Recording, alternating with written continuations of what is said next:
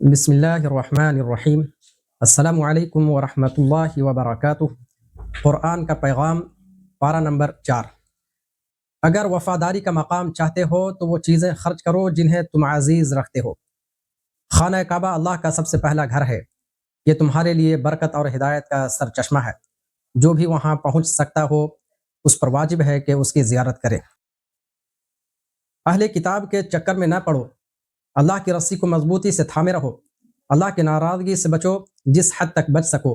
مرتے دم تک دین اسلام پر قائم رہو۔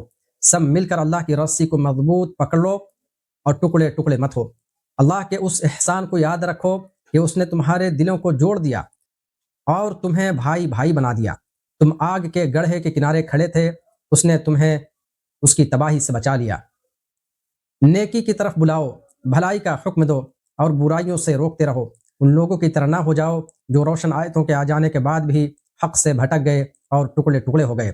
تم ان کی روش اختیار کرو جو راہ راست پر قائم ہیں، رات کے اوقات میں اللہ کی آیتوں کی تلاوت کرتے ہیں اور اس کے آگے سجدہ ریز رہتے ہیں۔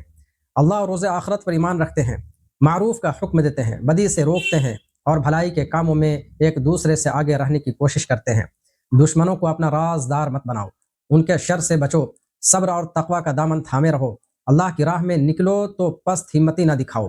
اللہ کے ناراضگی سے بچو، بڑھا چڑھا کر سود نہ کھاؤ۔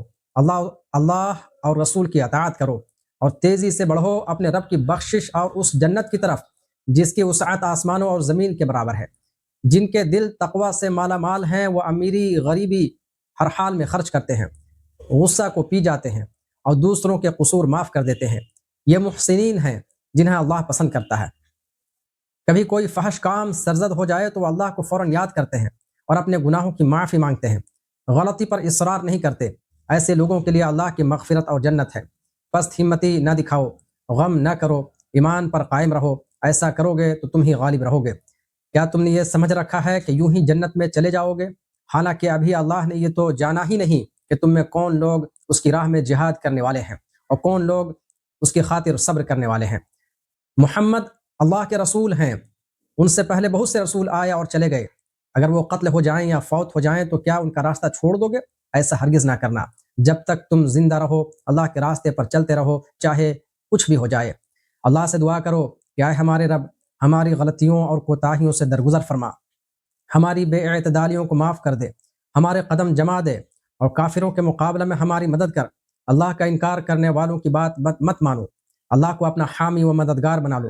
کمزوری مت دکھاؤ، آپس میں جھگڑے نہ کرو، موت سے نہ ڈرو، دنیا کی محبت میں مت گرفتار ہو اور آخرت کی طلب پیدا کرو۔ اگر ایسا کرو گے تو اللہ کی مدد اپنے قریب پاؤ گے۔ اللہ سے ڈرو، شیطان کے ساتھیوں سے نہ ڈرو، ان کی سرگرمیوں سے تم خوف زدہ نہ ہو، یہ اللہ کا کچھ نہیں بگاڑ سکتے۔ اظہار حق میں بخل سے کام نہ لو، یہ بخیلی آخرت میں گلے کا طوق بن جائے گی۔ یاد رکھو کہ ہر نفس کو موت کا مزہ چکھنا ہے اور سب کو آخرت میں پورا بدلہ ملنا ہے۔ دنیا کے دھوکے میں مت رہو، آخرت کی کامیابی کی فکر کرو۔ دین کی راہ میں آزمائشوں پر صبر کرو۔ کتاب الہی کی تعلیمات لوگوں میں عام کرو، اس میں کچھ بھی مت چھپاؤ۔ کائنات کی نشانیوں میں غور کرو، اٹھتے بیٹھتے اور لیٹتے ہر حال میں اللہ کو یاد کرو اور جہنم کے عذاب سے بچنے کی فکر کرو۔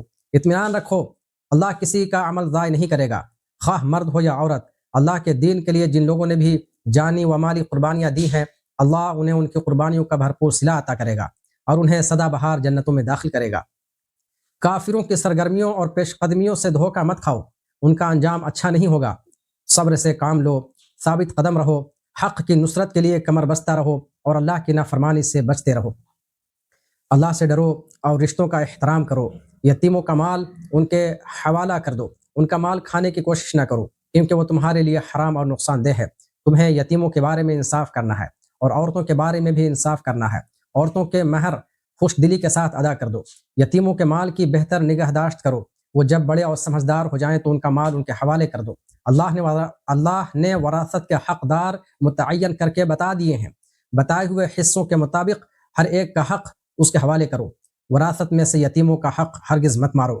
تقسیم وراثت کے موقع پر عزیز و اقارب اور یتیم اور مسکین آ جائیں تو اس مال میں سے ان کو بھی کچھ دے دو۔ میت کے قرضوں اور اس کی وصیتوں کو میراث کی تقسیم سے پہلے ادا کرو۔